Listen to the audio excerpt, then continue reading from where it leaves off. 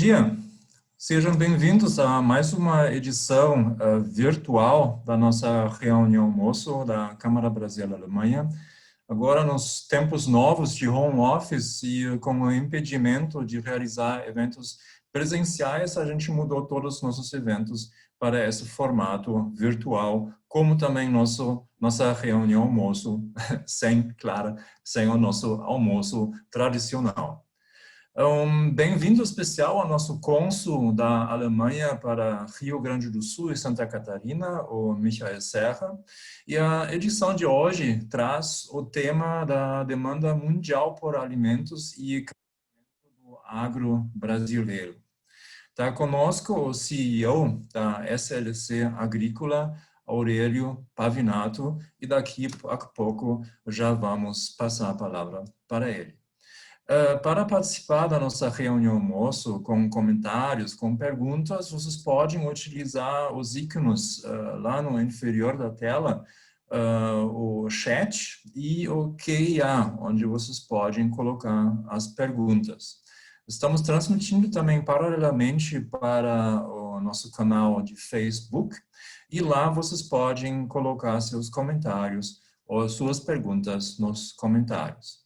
O nosso especial agradecimento também para o nosso patrocinador Master, a Steel, e o vídeo que a gente assistiu no início dessa live de hoje. O patrocinador destaque da edição de hoje é a ASUS Favorit, uma parceira de longa data da Câmara Brasil-Alemanha, representada pela Bettina Fritsch, que também está nos assistindo hoje, e ela também faz parte da diretoria da Câmara Brasil-Alemanha. Fundada em 1996 por Rudolf Fritsch, o pai da Bettina, a ASUS Favorit Distribuidora foca na atuação no corte e na distribuição de aços especiais para ferramentas, barras inoxidáveis, aços para construção mecânica, vigas estruturais e tubos mecânicos. A empresa, com a sede em Cachoeirinha, no Rio Grande do Sul, atua hoje nacionalmente, com 4 filiais para atender clientes em todo o território brasileiro. Vamos assistir a um vídeo institucional da ASUS Favorit e daqui a pouco a gente volta. Film up, por favor.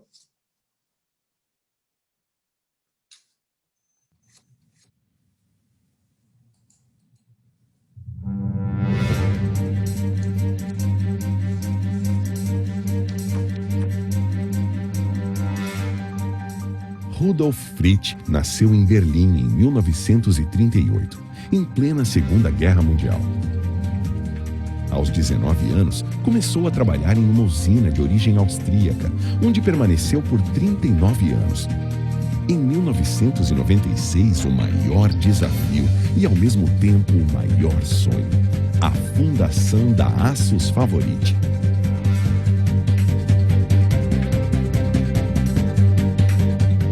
A ASUS Favorit surgiu com o objetivo de oferecer soluções completas para o mercado de distribuição de aços. A empresa possui uma estrutura completa que proporciona aos clientes segurança na entrega, serviços de qualidade e experiência para oferecer soluções adequadas às necessidades de cada cliente. Seu estoque permanente supera as 23 mil toneladas de aço, armazenadas em seus mais de 40 mil metros quadrados de área. Isso quer dizer que a Favorit tem estrutura e produto para atender a demanda do mercado nacional, com agilidade e entrega imediata. A ASUS Favorit possui 6 unidades operacionais. São 4 no Rio Grande do Sul: Cachoeirinha, São Leopoldo, Gravataí, Caxias do Sul. Uma em Curitiba, no Paraná, e a outra em Itupeva, no estado de São Paulo. Todo esse complexo é equipado com mais de 40 pontes rolantes, mais de 110 serras para cortes de aços em diversos comprimentos e diâmetros, bem como trefilas próprias para bitolas especiais. O corte representa uma grande parcela dos serviços realizados pela empresa.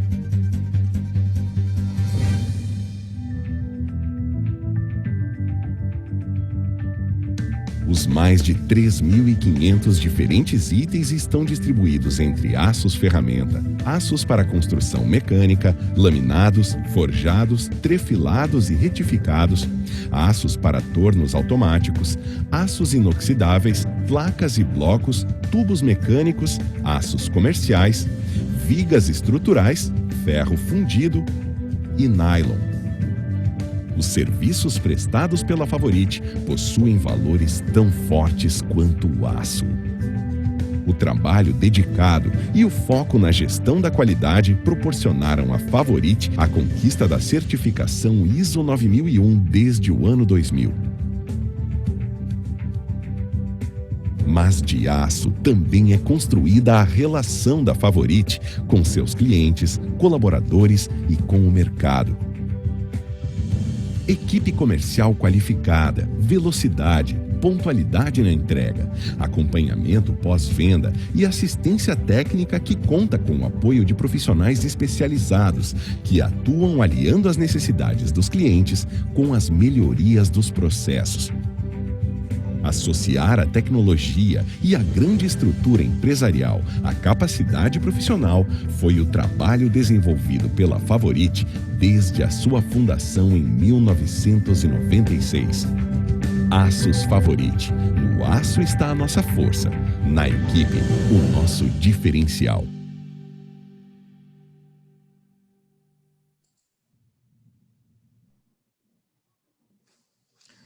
Muito obrigado a Aços Favorite e parabéns pelo trabalho. Um especial abraço também para o nosso amigo Rudolf Fritsch e sua filha Bettina. Mais uma vez também um agradecimento ao nosso patrocinador Master, a Steel, e os demais patrocinadores da reunião Moço deste ano, de 2020, a Lippert Advogados, a Saur Equipamentos, a ThyssenKrupp Elevadores. Então, imediato, gostaria de passar a palavra agora para nosso vice-presidente da Câmara Brasil-Alemanha, Cleomar Prunzel, que vai começar agora com a mediação do nosso evento. Cleomar, por favor. Obrigado, Dietmar. Prezados associados e amigos da Câmara Brasil-Alemanha, um ótimo dia a todos. Em nome do nosso presidente Markus Poester, gostaria de saudar a todos os presentes nesta edição do mais tradicional evento da Câmara Alemã, nessa oportunidade adaptado em função do distanciamento social. Então, a gente está fazendo esse evento de forma virtual, mas eu espero que em breve a gente possa se reunir nos nossos tradicionais almoços. Também gostaria de cumprimentar as autoridades que estão online, já citadas pelo Dietmar no início, e faço uma menção especial à presença do nosso cônsul da Alemanha no Rio Grande do Sul e também em Santa Catarina, o senhor Michael Ser. Ressalto também o agradecimento aos nossos patrocinadores que tornam possível a realização desses encontros com muita qualidade, conhecimento e interação com os convidados ilustres que a Câmara tem trazido para esses eventos. Aproveito para colocar para vocês um pouco da minha opinião sobre o ano. Acredito que o ano tem se demonstrado muito desafiador para todos nós em função da pandemia pelo coronavírus. Além do crescente número de vítimas da doença e a incerteza de quando isso tudo vai terminar, ainda estamos enfrentando algumas crises políticas, tanto no Brasil como no mundo, e que essas crises também, de certa forma, ameaçam a recuperação da nossa economia. A Câmara continua acreditando no potencial do Brasil e na retomada do nosso crescimento. Alguns indicadores mais recentes apontam para uma recuperação mais forte do que é anteriormente esperado. Temos ainda visualizado o interesse de investidores estrangeiros que verificam oportunidades de negócios no Brasil. Mas, para que esses negócios se concretizem, a gente acredita que as reformas que estão tramitando no Congresso, tanto a reforma administrativa quanto a tributária, elas devem ser aceleradas, né? Outro ponto que destaco, e é um ponto que a gente tem uma grande atenção é a retomada das discussões entre o Mercosul e a União Europeia visando a ratificação do acordo comercial. Um dos objetivos principais da Câmara Brasil-Alemanha é estimular o ambiente de negócios e a cooperação, principalmente entre a Alemanha e o Brasil. Outro foco para esse ano dessa diretoria que recém foi empossada é aumentar o número de associados. Hoje nós contamos com 207 associados e temos o objetivo de fechar o ano com 250 associados. Esses associados não precisam ser necessariamente empresas alemãs, qualquer empresa ou empresário que quiser se associar a gente será sempre muito bem-vindo. Como o Dietmar já destacou, o tema da nossa reunião de hoje é a demanda mundial por alimentos e o crescimento do agronegócio brasileiro. O agronegócio é responsável pelo superávit da balança comercial brasileira há muitos anos. O agronegócio também gera milhares de empregos e contribui com uma parcela significativa do nosso PIB. O fôlego demonstrado pelo agronegócio nos últimos anos, impulsionado por safras crescentes, tem mais do que contribuído para sustentar a atividade econômica nesse momento tão desafiador pelo qual estamos passando. Acreditamos que o agronegócio brasileiro oferece uma base sólida para a sustentabilidade e o avanço social.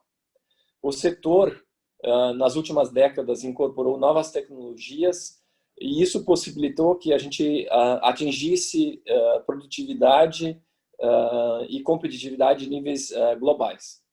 E, por último, o agronegócio brasileiro se tornou o celeiro do mundo.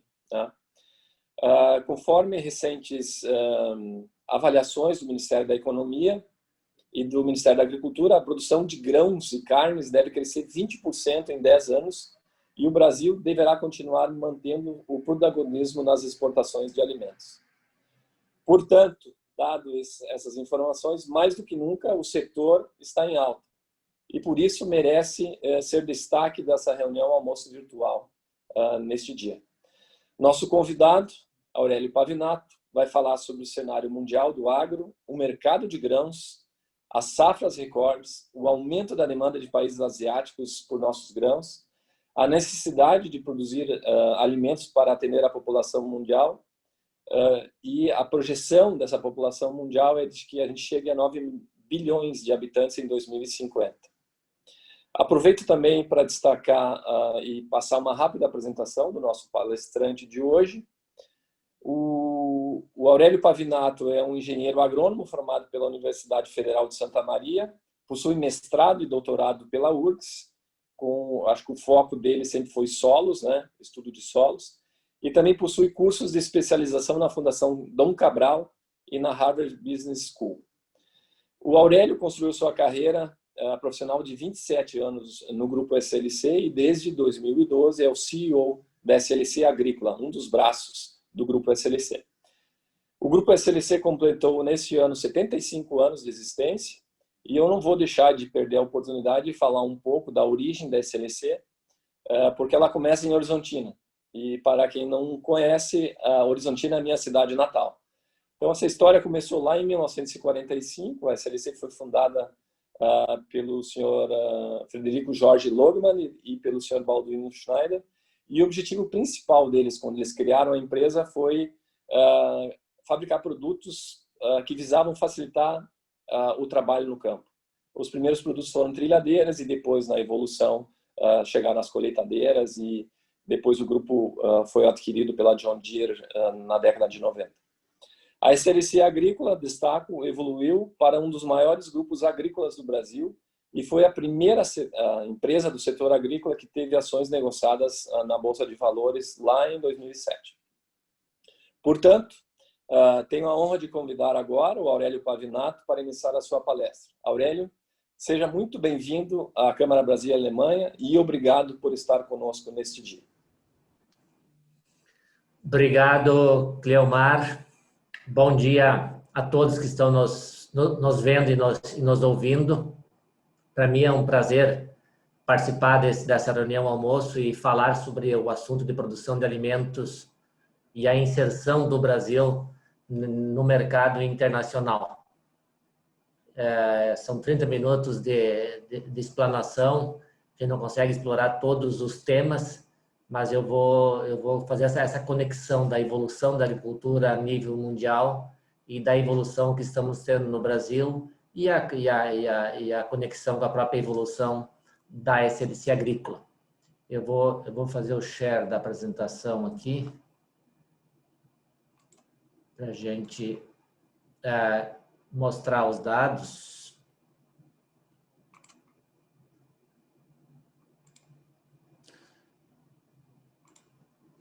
Todo mundo, a apresentação está sendo vista? Perfeito. Perfeito. Imagino que sim. Então, o tema da apresentação é demanda mundial por alimentos e crescimento do agro brasileiro. Eu começo mostrando o nosso planeta e a função da agricultura a nível mundial, ela é produzir alimentos para as pessoas. O homem deixou de ser nômade na medida em que ele passou a cultivar e produzir o seu próprio alimento. E essa imagem mostra para nós também de que o nosso planeta ele é finito, de que os recursos naturais são finitos e de que o ambiente ele é diferente em cada um dos países do mundo, e por isso que eu vou conectar o Brasil com a produção mundial e essa evolução que aconteceu especialmente na última metade nos últimos 50 anos, 40, 50 anos. Eu começo mostrando os drivers de demanda. O que gera demanda por mais alimentos no mundo? E o primeiro deles é o tamanho da população mundial. E se nós olharmos esses dados aqui, hoje nós somos 7,8 bilhões de pessoas no mundo. Em 50 anos, a população mundial dobrou. Eu coloquei aqui em cima o dado da população mundial lá em 1800, que não chegava a 1 bilhão de pessoas, para evidenciar que até ali existia muita escassez de alimentos especialmente. E uma das razões de que a população mundial não cresceu mais até então era por escassez de alimentos. Quer dizer, o início da mecanização, depois da Revolução Industrial, também provocou uma revolução na produção agrícola e hoje nós vivemos o mundo da abundância. Hoje não há escassez de alimentos a nível mundial, há limitações de acesso em alguns países, algumas regiões, mas não há escassez. Hoje o produtor mundial ele é capaz de abastecer a demanda mundial. Mas hoje nós somos 7,8 e a previsão da ONU é que em 2050 nós seremos 9,7, ou seja, serão mais 2 bilhões de pessoas que serão incorporadas no consumo nos próximos 30 anos. Ou seja, se nós dividirmos por ano, são 67 milhões de pessoas todos os anos que são adicionadas ao planeta e que demandam alimentos. A cada 3 anos, nós temos um novo Brasil em termos de população mundial e que demanda alimentos. Então, o primeiro driver é a população mundial. O segundo driver é a urbanização. Em 1960, 1/3 da população vivia nos meios em ambiente urbano e 2/3 no ambiente rural. Hoje ainda nós temos 45% da população que vive no ambiente rural. E a previsão para 2050 é de que 2/3 viverão nas cidades e somente 1/3 no campo. Populações urbanas, elas demandam mais alimentos, comparado com populações rurais que produzem o seu próprio alimento e que demandam menos alimentos. O terceiro driver de demanda é o PIB. O PIB per capita, o PIB dos países, e aqui eu comparo o PIB per capita, dados de 2018 e 2010, dos países ricos, Estados Unidos, Europa, comparando com os países em desenvolvimento, e até mesmo com a média mundial. Se nós temos um país como a China, por exemplo, nós vamos ver depois o quanto cresceu a demanda por alimentos na China nos últimos 20 anos. Em 8 anos, o PIB da China dobrou per capita. E por isso que ela demandou tanto mais alimentos. Nós temos outros países populosos, como a Índia, por exemplo, que tem um PIB per capita ainda muito baixo. E a tendência é ter um desenvolvimento intenso nos próximos anos e será um demandante forte de alimentos existem teorias de que afirmam que a Índia ela será a nova China em termos de demanda por alimentos ao longo das próximas décadas, né? Mas os PIBs per capita ainda pequenos em várias regiões do mundo, eles são potenciais adormecidos de demanda por alimentos. E o PIB mundial, quando a gente olha o PIB mundial como um todo, ele reflete isso, né? Ele mostra que há 40 anos atrás o mundo tinha um PIB de 11 trilhões de dólares, o ano passado fechou 88. Então é uma mudança radical. Realmente o mundo ele ficou rico se nós compararmos com 40 anos atrás. E a tendência é continuar crescendo. Obviamente esse ano é o ano da crise, a tendência é continuar crescendo o PIB mundial, e isso é drive de demanda. Um quarto drive de demanda por alimentos a nível mundial é o uso de produtos agrícolas para biocombustíveis. Hoje nós estamos com 5% da área mundial utilizada para a produção agrícola, os produtos são destinados para biocombustíveis. Então é um driver importante também, que ele está utilizando produtos de produção agrícola para produzir biocombustíveis. Então esses são os 4 drivers principais e que definem o quão grande é a demanda atualmente e o quão grande será no futuro. E eu começo mostrando então o quanto que se produz no mundo de valor de produção agrícola a nível mundial. 3,7 trilhões de dólares. 26% são os grãos, 22% são carnes. Carnes, na verdade, são grãos e pastos transformados, né?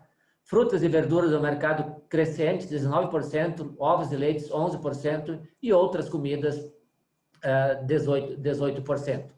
Se nós adicionarmos aqui a produção de peixes, são mais 200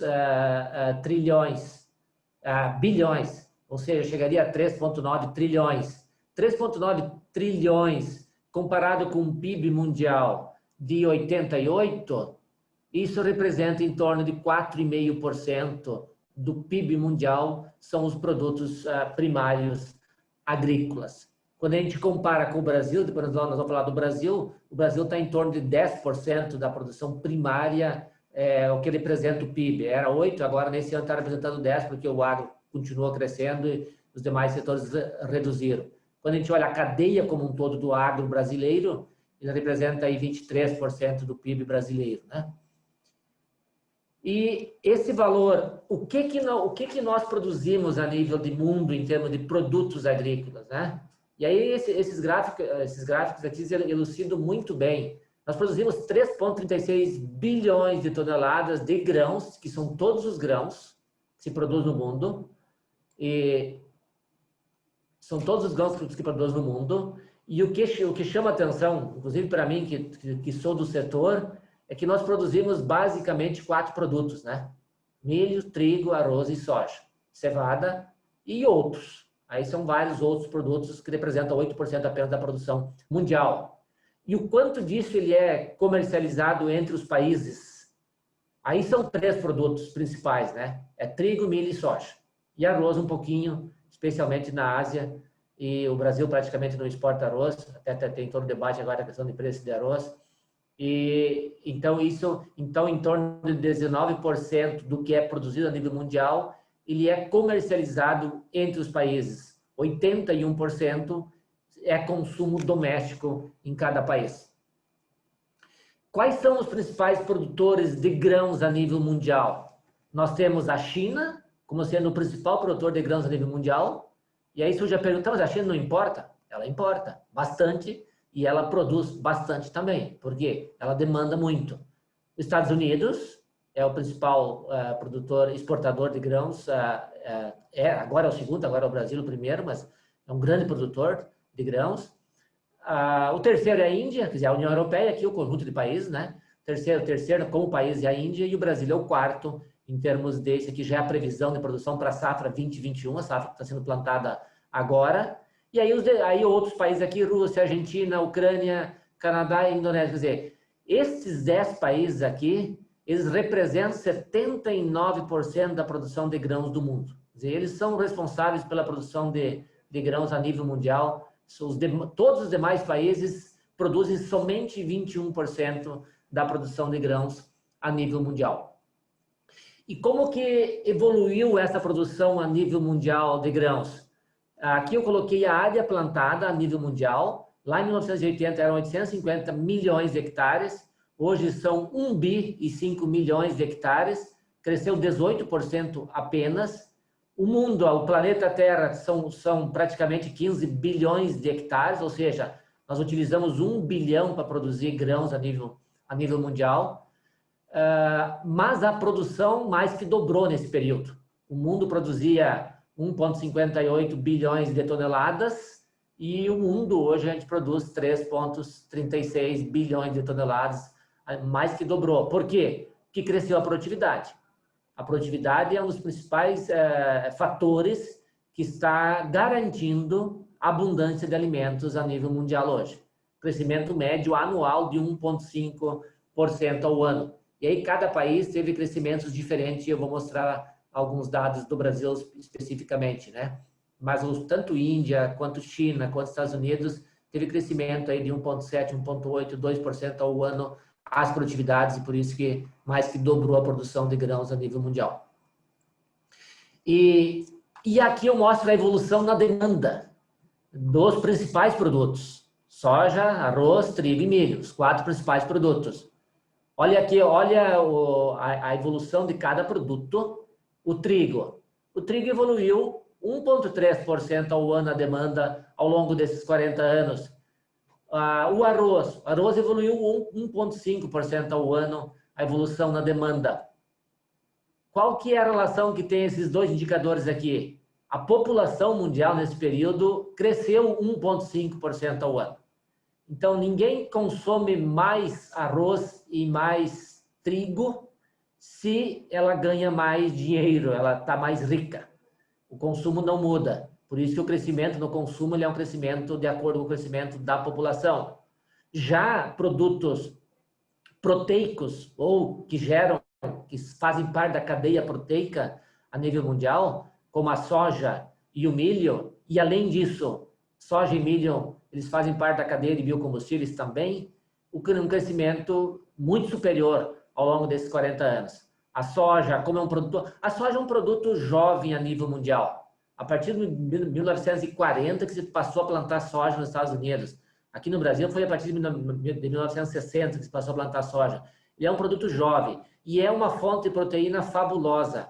É a proteína mais barata que existe no mundo, é a soja. E por isso que ela está crescendo dessa forma, que realmente ela é uma fonte de proteína muito, muito barata. E o crescimento de 3,8% ao ano, saiu lá praticamente do zero para 368 milhões de toneladas, que é a produção da safra 2021 que está prevista.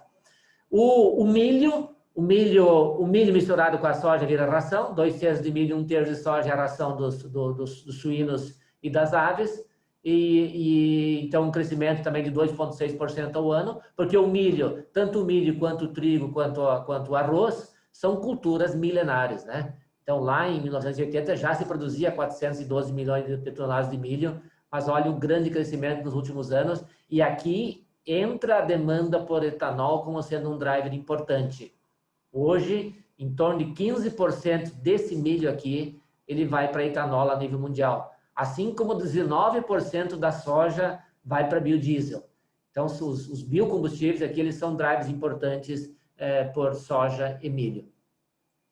Já o consumo de carnes a nível mundial, eu peguei aqui as 3 principais carnes, carne bovina, carne de frango e carne suína. Além disso, tem o peixe. Na verdade, o peixe é a carne mais consumida a nível mundial, mais do que o suíno. Então, mas é produzida a nível aquático, né? Mas é uma produção importante. Lá em 1980, o total aqui dava 107 milhões de toneladas de carnes. Agora está dando 252, basicamente porque quebrou a produção de suínos na China no ano passado em função da febre suína africana. Se não fosse isso, a produção de 112, aqui daria 271 milhões de toneladas de carnes. Então, um crescimento na demanda por carnes de 2,15, que poderia seguir 2,4, se fosse considerar o 112 aqui, ao ano, quer dizer, um crescimento muito superior ao crescimento da população mundial. E aí é explicado pelo crescimento no PIB, as pessoas com mais dinheiro pelo PIB e o crescimento na urbanização. Pessoas na cidade com mais dinheiro, elas consomem mais proteínas e por isso esse crescimento fantástico na carne. Mas o que chama atenção também é o crescimento da carne bovina, 0,9% ao ano, quer dizer, a carne bovina cresce menos do que o crescimento da população a nível mundial, e a carne de porcos e a carne de frango, então cresce, a de frango é a que mais cresce. E aí a pergunta, por que é que mais cresce? Que as pessoas gostam mais de frango do que de suínos ou do que de bovino? Não, a minha resposta é que mais cresce porque é uma cadeia produtiva mais eficiente e é a carne mais barata. Então, eu resumi aqui os drives de demanda e o quanto está crescendo a demanda dos grãos e o quanto está crescendo a demanda por carnes. E aí, considerando os drives que eu mencionei anteriormente, qual que é o cenário para os próximos 10 anos, 20 anos, 30 anos? É um cenário de que essas demandas aqui vão continuar crescendo. E as demandas por carnes vão continuar crescendo. E aí a pergunta, quem que vai atender a essa demanda a nível mundial? Os países, eu não mostrei aqui porque não tem tempo, mas os países como Estados Unidos, China e Índia, os 3 principais países produtores de grãos a nível mundial, eles não têm mais área para expandir a sua produção. Eles já ocuparam todas as áreas possíveis para a produção de grãos nos países deles. Então, por isso que países que são populosos, como a China, ela passa a depender das importações. E a Índia, vai acontecer isso também com a Índia ao longo das próximas décadas. Então, vamos conectar isso com o nosso Brasil aqui.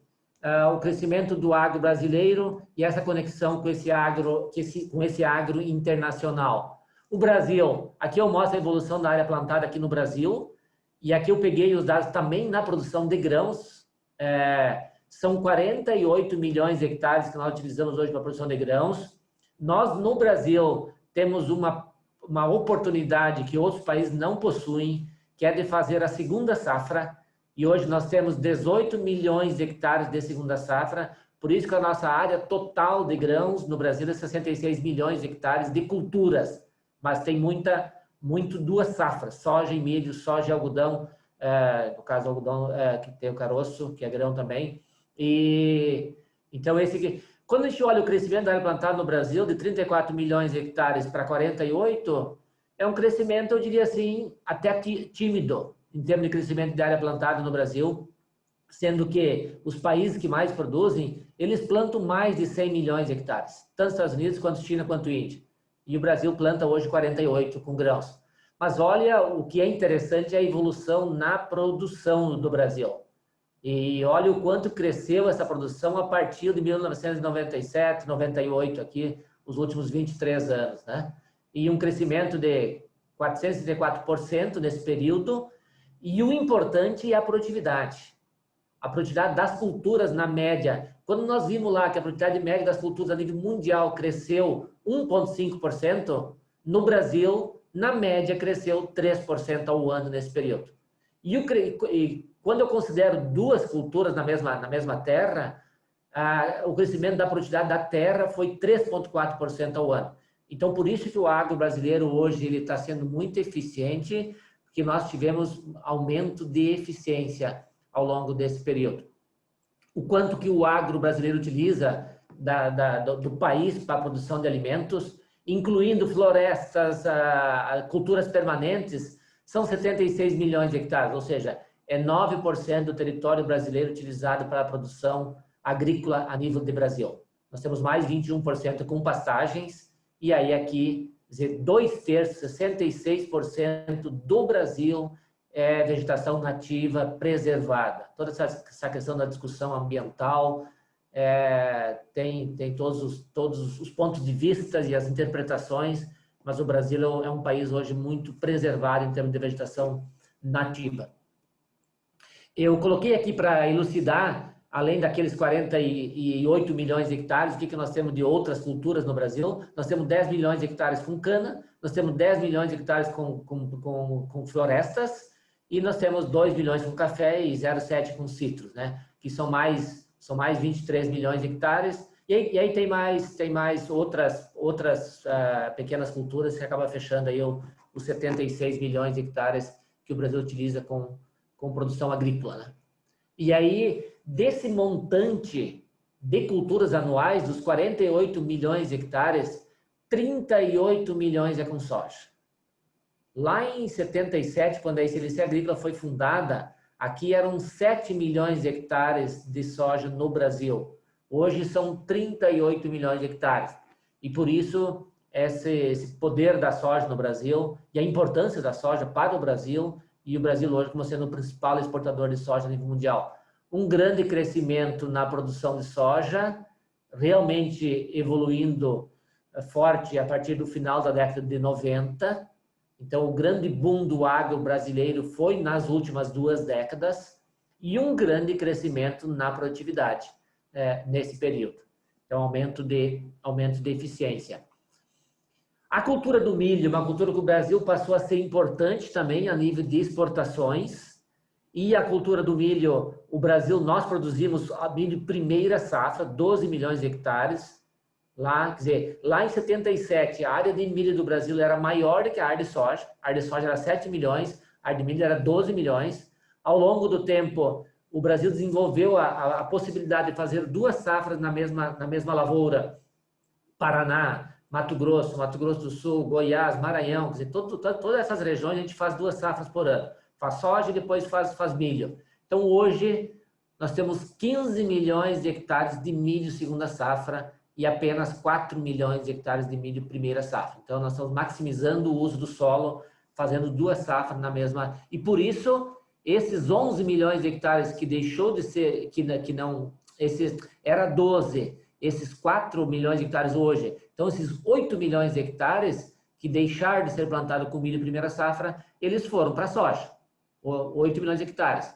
E por isso que a expansão não foi tão intensa na abertura de área, na transformação de área, e o crescimento da soja foi tão intenso nesse período. Assim como arroz, que é uma cultura que hoje o Brasil planta apenas 1,7, 1,8 milhões de hectares, o Brasil plantava 4, 5 milhões de hectares. O Brasil ele reduziu a área plantada de arroz.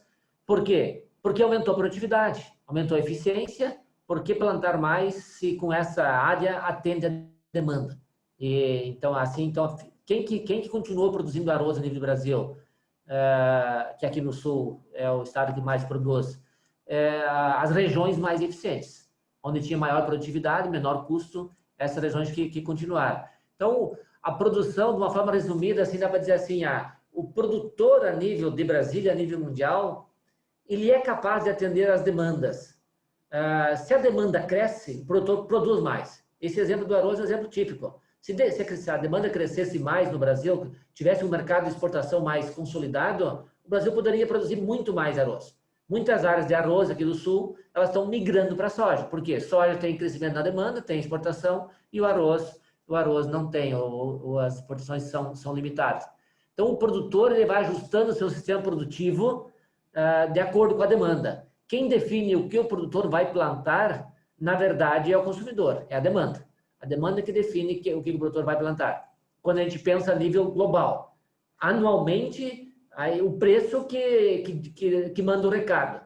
O preço sobe, manda o recado para o produtor, planta mais esse produto. O preço cai, manda o recado para o produtor, planta menos esse produto, está sobrando no mercado. Então, o preço é que define se o produtor planta mais ou planta menos.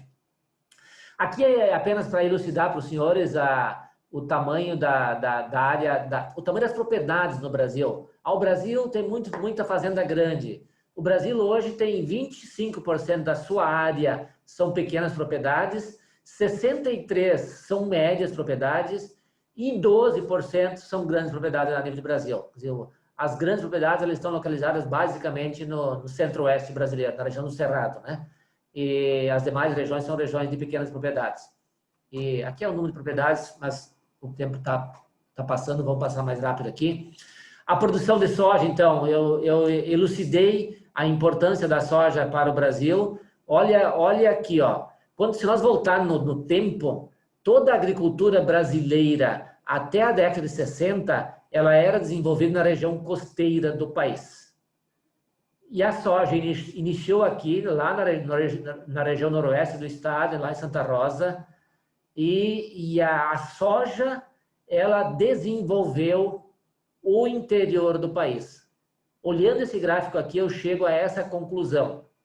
A soja desenvolveu o Mato Grosso, quanta riqueza que a soja gerou e está gerando no Mato Grosso, quantas cidades que se criaram e foram desenvolvidas, quantas cidades que eram pobres, que hoje são ricas, desenvolvidas no Mato Grosso, assim como no sul do Maranhão, assim como no oeste do Piauí, assim como no oeste baiano.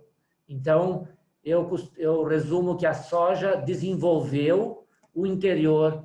Quanto mais vermelho aqui, maior é a produção de soja em cada um dos municípios do Brasil. O quanto que o Brasil vai produzir na safra 2021, agora a previsão da Conab? 257 milhões de toneladas, 7,7% da produção mundial. E o que nós vamos produzir? Soja e milho. E um pouquinho de arroz, um pouquinho de feijão, um pouquinho de trigo, um pouquinho de outros. Esse é o resumo. O quanto nós vamos exportar? Lembra que o mundo exporta 19% do que ele produz. O Brasil, ele exporta quase 50% do que ele produz. Então, o Brasil realmente é um grande exportador de grãos hoje. E o que nós exportamos? Soja e milho. O Brasil, eu vou mostrar agora o gráfico do milho. Esse aqui é a balança das exportações do agro brasileiro até a evolução, desde 97, aquilo que eu falei para os senhores, a partir de 2000, que realmente o agro cresceu e cresceram as exportações. E olha aqui a primeira barra de baixo, a barra azul, o volume do complexo soja. Complexo soja, que era um montante pequeno, hoje é o principal produto da balança comercial brasileira nas exportações. É o dobro do segundo, que é o minério de ferro, o volume exportado do complexo soja. E eu chamo a atenção para os demais, o setor de carnes. O setor de carne está crescendo, mas um crescimento lento. Esse ano agora é um ano de crescimento forte das carnes em função da demanda chinesa, em função daquele gráfico que eu mostrei da redução de produção de carne suína na China. E a China está importando tudo que tem disponível a nível mundial. O que tem e o que não tem, ela importa. E por isso que o Brasil está exportando frango, está exportando carne suína, carne bovina. Tudo que nós temos e temos produzido, nós tem cliente que está comprando e pagando bem, que é o mercado chinês. Os produtos florestais, o Brasil também ele é muito competitivo nessa produção florestal. E por isso que está crescendo bastante a produção do complexo florestal. Aqui são cereais, fazem parte dos grãos também, o amarelo aqui. A cadeia de sucroalcooleira é uma cadeia que cresceu sua produção, ou na verdade não está crescendo a produção dela agora. Então o Brasil está aumentando o consumo interno, está perdendo o mercado internacional. E aqui e café, que é o mercado tradicional do Brasil, outras fibras, fumo e os outros aqui. Então esse é o complexo, os 97 bilhões de dólares que o agro exportou no ano passado. Olha aqui a evolução da produção de cana. Cana no Brasil teve o boom dos biocombustíveis aqui em 2007 e 2008, cresceu a área plantada. Agora o que está acontecendo com a cana no Brasil? Está reduzindo a área plantada, está perdendo área para a soja especialmente. Até em São Paulo tem produtor plantando soja ao invés de plantar cana, né? Por quê? É demanda, né? É demanda, a demanda por biocombustível não cresceu tudo aquilo que era previsto. A nível mundial, o mercado de biocombustível não cresceu tudo aquilo que se simulava que ia crescer, e por isso que a área de cana está, inclusive, reduzindo nos últimos anos agora.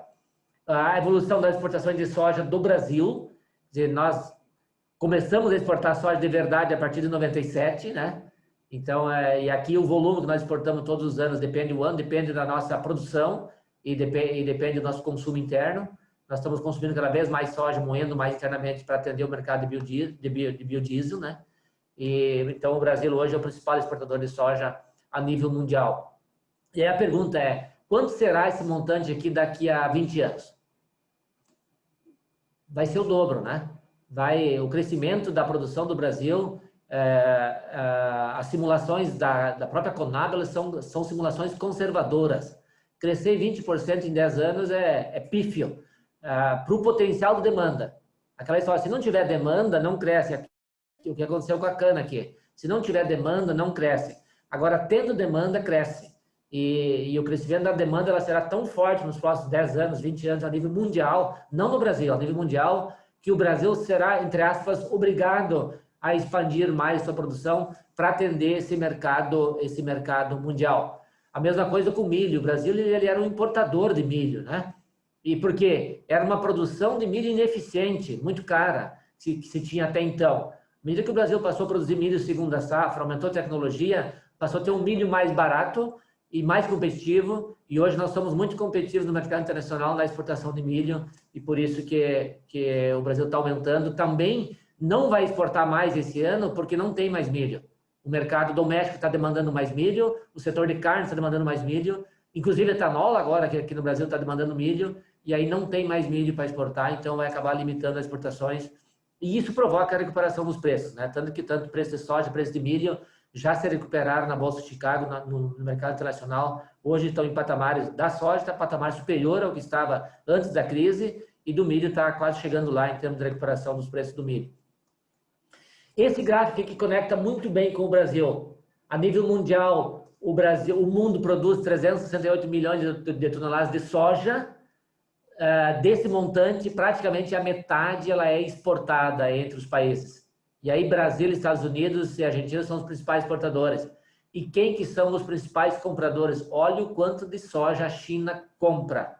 Ela sofreu aqui em 2019, em função da febre suína, que reduziu o plantel dos suínos da China. Já voltou esse ano e a previsão para o ano que vem é consistente. E a previsão para os próximos anos é a China continuar aumentando as suas importações de soja.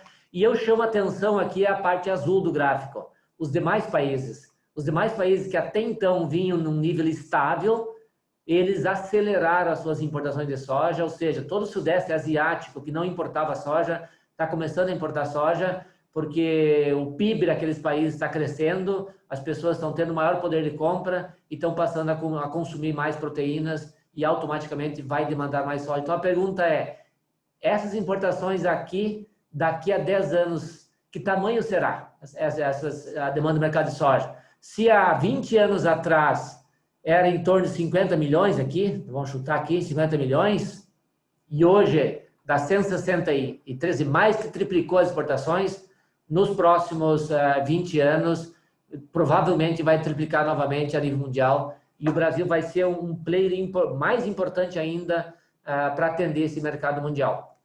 Olha aqui, ó, quem que exporta soja a nível mundial? Estados Unidos, Brasil e Argentina, e os outros países, um pouquinho cada um.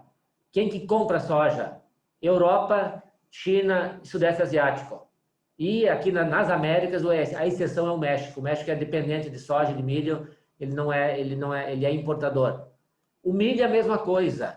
O milho, quem que exporta soja? Brasil, Argentina e no caso aqui é a Ucrânia, que virou produtor importante de milho. Quem que compra soja?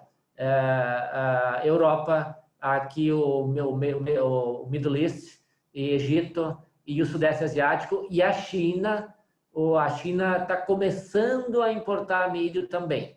Quer dizer, ela priorizou o milho em detrimento da soja ao longo dos anos, passou a importar mais e mais soja e produção local de milho. Ela já está começando a importar milho porque não está sendo capaz de atender a sua demanda.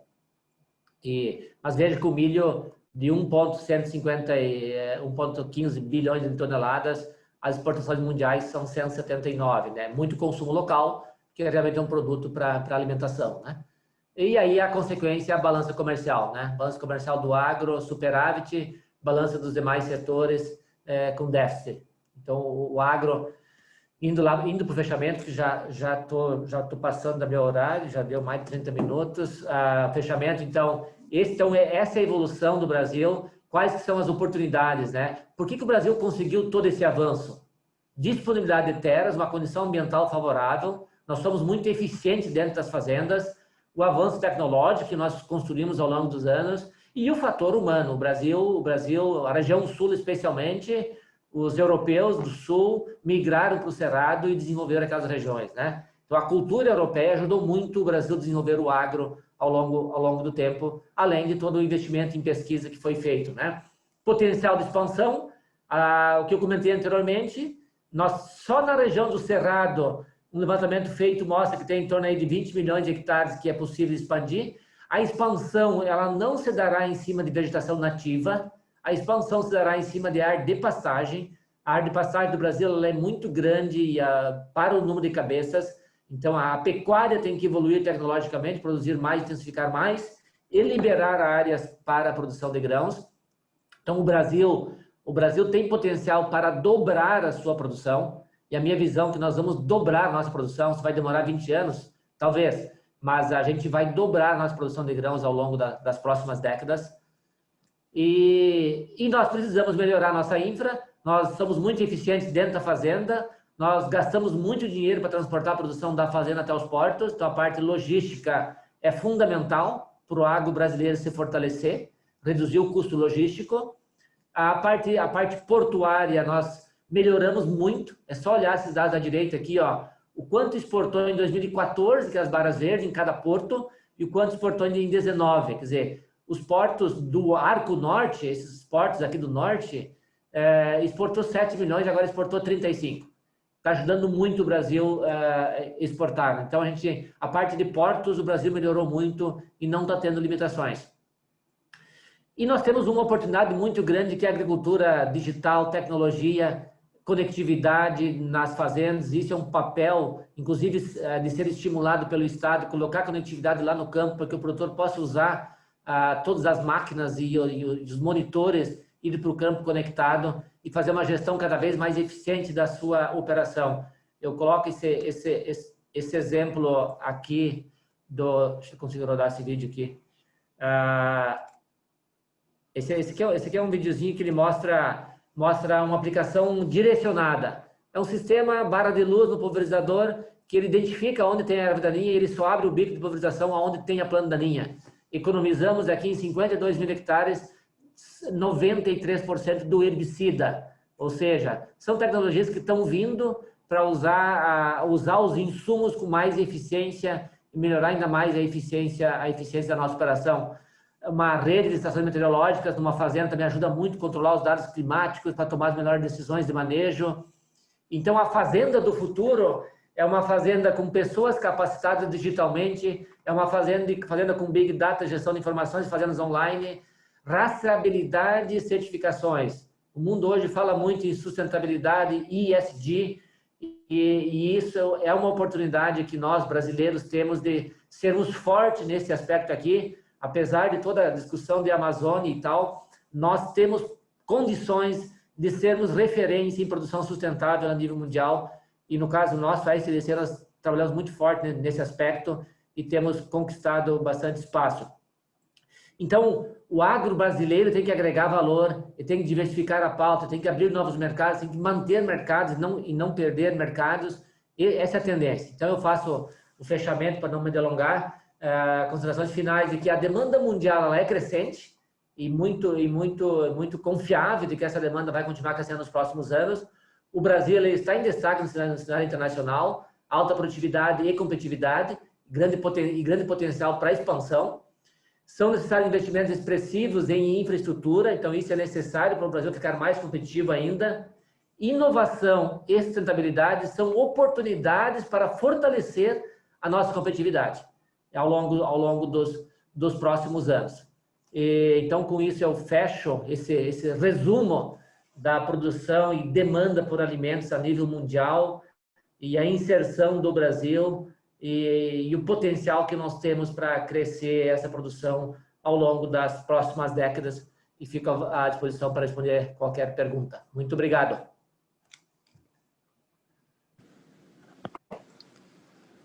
Obrigado, Aurélio. Parabéns pela apresentação. Excelente. Acredito assim que deu para todo mundo entender que o mundo pede o aumento da produção agrícola por parte do Brasil, e a gente também pode concluir de que nós temos condições, nós temos terra, nós temos gente e nós temos tecnologia. Temos um dever de casa, que é a questão da infraestrutura, temos também a questão da indústria 4.0 na agricultura, né? Automação e tal. Mas eu gostaria de aproveitar e fazer uma pergunta que eu destaquei já no início, na minha abertura, e saber de vocês, da SLC, acerca das políticas comerciais, né? Hoje, há países desenvolvidos com um grande protecionismo, né, fazendo acordos bilaterais para preservar o agronegócio interno. Uma das oportunidades que a gente vê é a ratificação do possível acordo entre o Mercosul e a União Europeia. Então, a minha pergunta, a primeira, é como é que vocês veem isso? Como uma oportunidade, como um risco, como uma ameaça, ou até em função dessa discussão de sustentabilidade, de que esse acordo possa não sair, não se concretizar? Eu vejo como uma oportunidade, e os países eles buscam proteções. Um dos aspectos que o agro sempre atendeu bem, ele é não só a produção de alimentos a nível mundial, mas também o bem-estar social. Na medida que nós temos milhões de produtores vivendo no campo, tem um aspecto social que os países observam e cuidam. E então, por isso que em alguns países os subsídios agrícolas são muito fortes, né? E os países menos desenvolvidos isso é mais forte. Índia, a própria China. Então, são necessárias políticas de proteção e manutenção daquele produtor lá no campo, porque seria um problema social muito grave se aquela população migrasse para as cidades. Agora, países desenvolvidos, como os Estados Unidos, como a Europa, não é o caso. Aí é uma questão de competitividade. Aí a proteção, e às vezes se usam regras sanitárias, ambientais, para proteger o seu mercado. Então, o Brasil estabelecer acordos comerciais, especialmente com os países desenvolvidos, é uma oportunidade para nós abrir mercado e atender um mercado mais exigente, inclusive. Porque uma das coisas que o Brasil deve fazer ao longo das próximas décadas é buscar agregar valor também no seu produto. Atender aquele nicho de mercado mais exigente, atender aquela carne especial que o cara vende pelo dobro do preço, atender aquela fruta que vende pelo dobro do preço porque tem um mercado que paga. Então, agregar valor ao seu produto, acho que é um dos caminhos para tornar o agro ainda cada vez mais forte no Brasil. Então, esses acordos comerciais eles são bem importantes. Esse retrocesso que houve com a Europa em função dos fogos na Amazônia é muito ruim, na verdade, né? Na verdade, a gente acabou dando argumento para eles, né? A gente deu argumento para eles protegerem o seu mercado. E a gente, nesse caso, nós temos que trabalhar para ter uma produção muito sustentável, muito tudo organizado e legal, para nós não fornecermos argumento para os demais países protegerem os seus mercados. Bem, tenho mais uma pergunta, agora trocando um pouco de assunto, entrando um pouco mais no cenário geopolítico, né? A gente tem observado que os investidores seguem monitorando as tensões entre os Estados Unidos e a China, né? Após a ameaça recente do Trump de tentar desacoplar a economia dos Estados Unidos da economia chinesa, né? Isso poderia causar uma ruptura ainda maior, prejudicando os dois países, em primeiro lugar. De que forma vocês veem esse possível acirramento dessa disputa comercial entre os Estados Unidos e a China e os impactos disso no agronegócio brasileiro? Conforme eu mostrei, a China ela é agrodependente, ela é alimento dependente, né? Então, a China ela tem uma preocupação grande quem que vai fornecer o alimento para a sua população. Hoje eu vi a notícia, né? A China ela vai se estocar mais. Ela vai se estocar mais. Essa crise mundial que aconteceu agora gera um alerta para todos os países que são alimentos dependentes. Gera uma preocupação maior na dependência das importações. Então, um dos efeitos que está acontecendo e vai acontecer estoques mais altos em todos os países que são dependentes. E estoque gera demanda. É uma demanda adicional que gera para aumentar o estoque, né? E essa é uma das razões que os preços também se recuperaram tão rapidamente. A guerra comercial dos Estados Unidos, a China sempre importou muito dos Estados Unidos. Ao mesmo tempo, os Estados Unidos sempre dependeu muito do mercado da China para exportar a sua soja e o seu milho, especialmente. E as carnes, inclusive. E agora, essa guerra comercial, até então, ela está fortalecendo o Brasil. Porque fica essa insegurança, o chinês fica com essa insegurança, se os Estados Unidos vai ser um fornecedor dele ou não, e fortaleceu a posição do Brasil como sendo um parceiro de fornecimento de alimentos para a China. Um confronto mais intenso que o Trump está promovendo agora, e o objetivo do Trump é a eleição, não é abrir com a China, quer dizer, a China abrir com a China é uma das razões para tentar buscar popularidade, ele vem em benefício ao Brasil, né? Quando a gente pensa a cadeia do agro como um todo a nível mundial, o melhor era mercado livre. Aí o país mais eficiente, ele concorre e oferta, e nesse caso o Brasil é um país muito eficiente na sua cadeia produtiva, o melhor mercado livre. Essas interferências políticas e geopolíticas, elas distorcem o mercado por alguns momentos, né? Mas a guerra comercial, a pergunta, ela prejudica o Brasil? Ela prejudica o mundo, a guerra comercial. Ela prejudica o mundo, se o PIB no mundo cresce menos, gera menor demanda por alimentos. Então, quando a gente pensa a longo prazo, também prejudica o Brasil. O Brasil como sendo um grande fornecedor de alimentos para o mundo. Isso longo prazo, efeito do PIB daí, né? No curto prazo, efeito comercial de curto prazo, médio prazo, aí beneficia o Brasil. Obrigado, Aurélio. As perguntas estão chegando dos nossos participantes. A pergunta vem do Marcelo Beledelli, do Jornal do Comércio, e ele começa informando que estamos em tempo de alta da cesta básica, preço de commodities. Você citou o arroz, né? Inclusive, ontem a Cacex reduziu a zero o imposto de importação do arroz, né? Que está, acho que na casa de 12% a 14%. Mas como é que vocês veem a tendência dos preços ao produtor até 2021? Outra pergunta é, o consumidor vai ter que se acostumar com novos patamares de preço de alimentos? Quais seriam as soluções para essa elevação da cesta básica, especialmente em um período de redução da renda da população? A cesta básica e os alimentos aí são vários produtos, né? Vamos por produtos. Arroz, o Brasil produz para o seu consumo, mas exporta muito pouco. O que aconteceu com o aumento do câmbio? O Brasil ficou mais competitivo e passou a exportar um pouquinho de arroz. Aí reduziu a oferta no mercado doméstico. Outro indicador que eu ouvi ontem também é de que as famílias ficando em casa em home office hoje estão comendo mais arroz e feijão. Arroz aumentou a demanda por feijão 10% a nível do Brasil.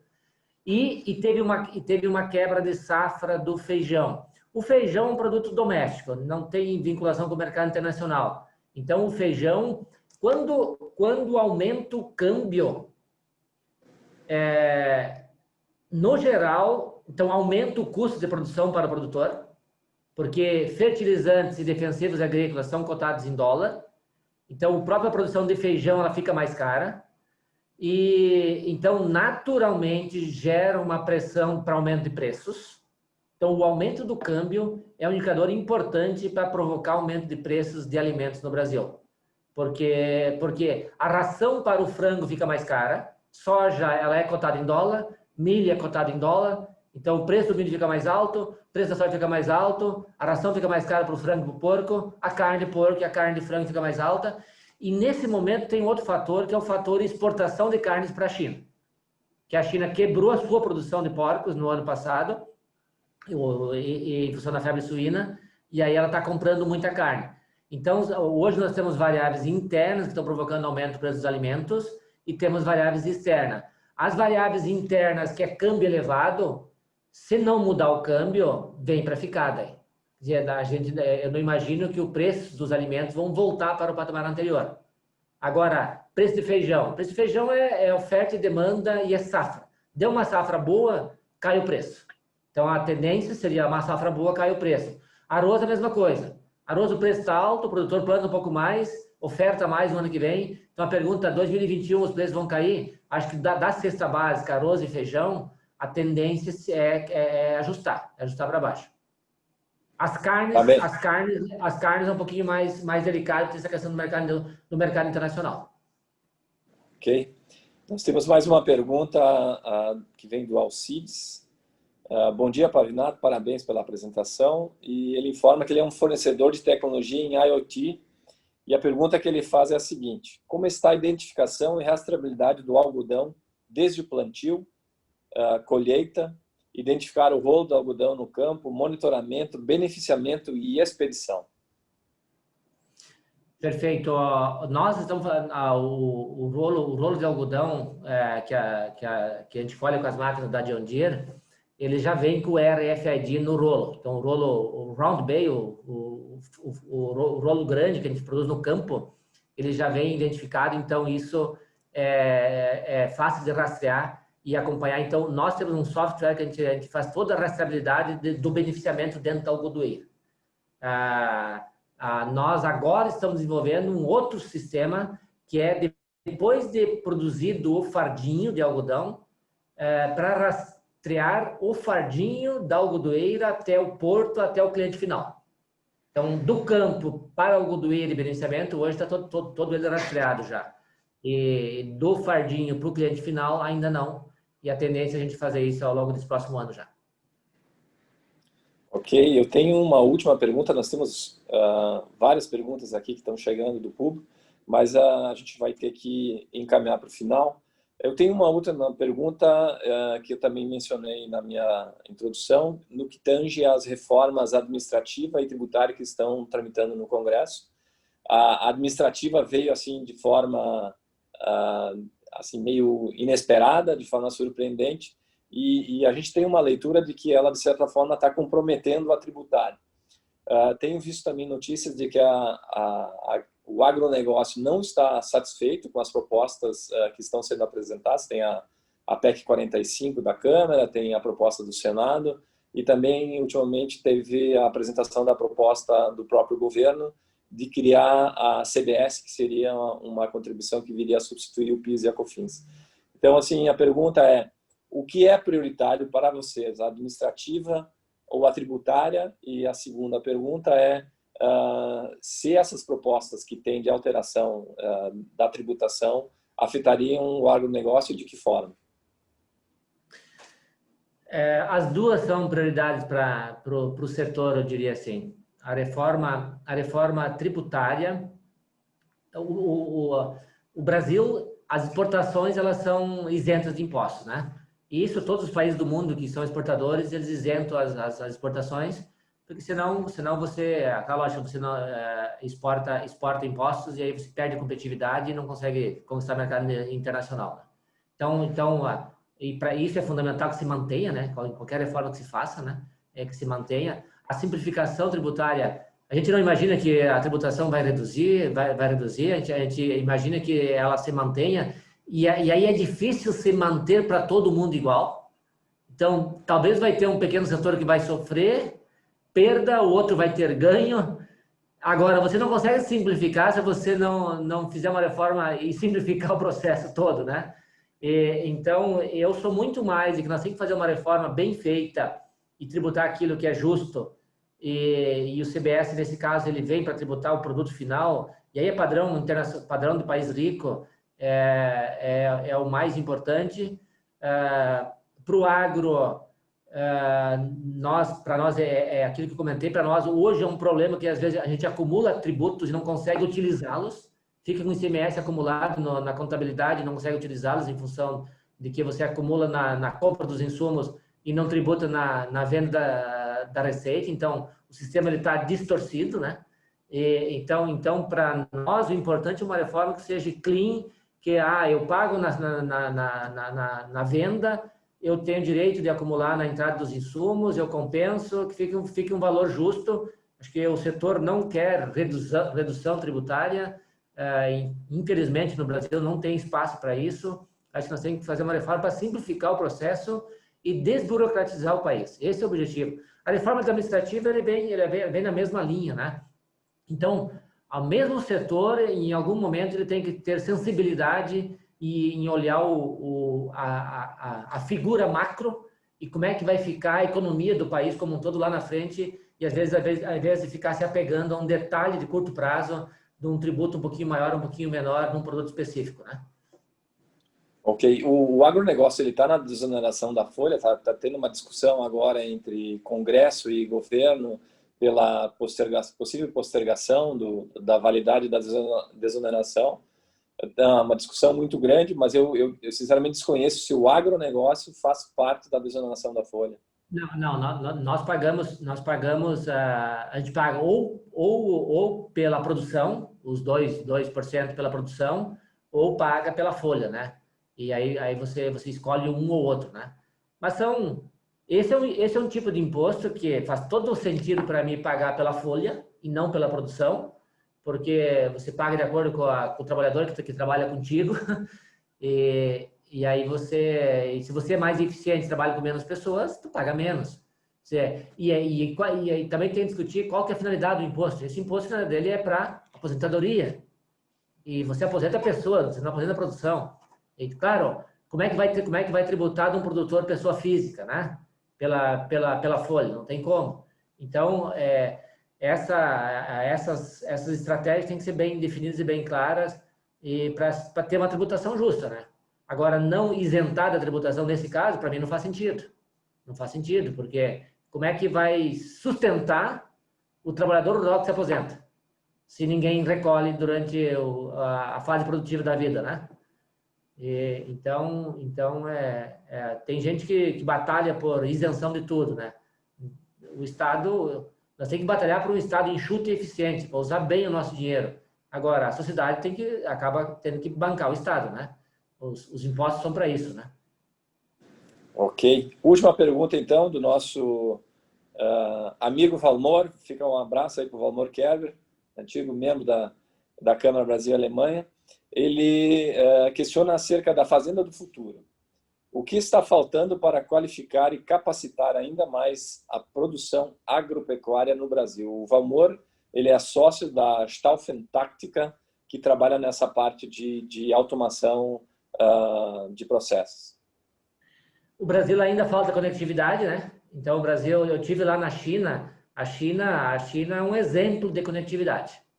Eu fui lá na região mais remota da China para produção de algodão. Os caras têm 4G lá no meio do nada e tem aplicação de defensivo agrícola com drone no meio do nada.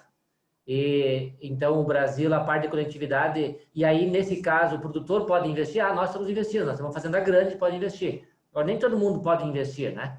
Aí é um papel do Estado estimular e de definir políticas para colocar conectividade em todos os recantos do Brasil, onde tem produção agrícola. E aí, os sistemas em si, para conectar as máquinas e as pessoas, o próprio setor vai desenvolvendo ao longo do tempo. E isso já está evoluindo bastante. Ao longo dos próximos 5 anos vai ser uma revolução, acho, no Brasil, em termos de conectar pessoas e conectar máquinas. E com a conectividade e as operações conectadas, a gente vai ter um salto de eficiência na operação. Eu sempre costumo falar o controle da qualidade, a questão da qualidade total, né?